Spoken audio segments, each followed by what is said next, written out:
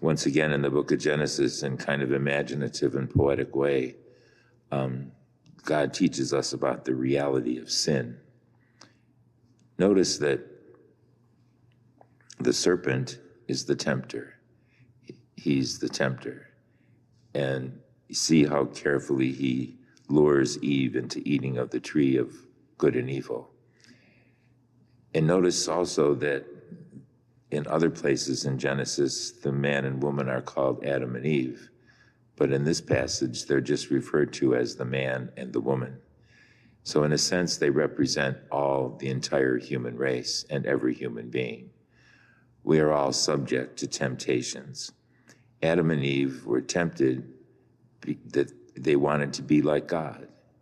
And so they set aside his will and disobeyed him and followed their own will. They themselves wanted to be like God. And that's what Satan said they would. They'd become like gods. And so they chose material thing over God's will. And that's what temptation is. We're lured into something that looks very attractive. We can know in our mind that it's sinful, that somehow we can set that aside and sin. The good news is that Jesus is the antidote to that sin. In the waters of baptism, he took away the effect of original sin from all of us. And when we do sin, even after baptism, the Lord is there to grant us his forgiveness. We need only to ask it and admit our faults. And so the good news is that the Lord always loves us.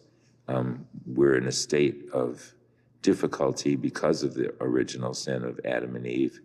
But at the same time, the Lord gives us the strength to follow his will and not our own. So we ask the Lord to, through his word, he gives us the directions for life and the values, the meaning and purpose of life we find in the word of God in the scriptures. In the gospel today, he opened up this man's ears and his mouth so that he could hear and speak. And in a sense, by giving us the gift of faith in waters of baptism, he opens us up to his word and gives us the strength to follow it. So in this Mass today, we thank God for his love, his forgiveness, and for his constantly giving of himself, both in word and sacrament in the Mass. Let us stand and offer our prayers and petitions.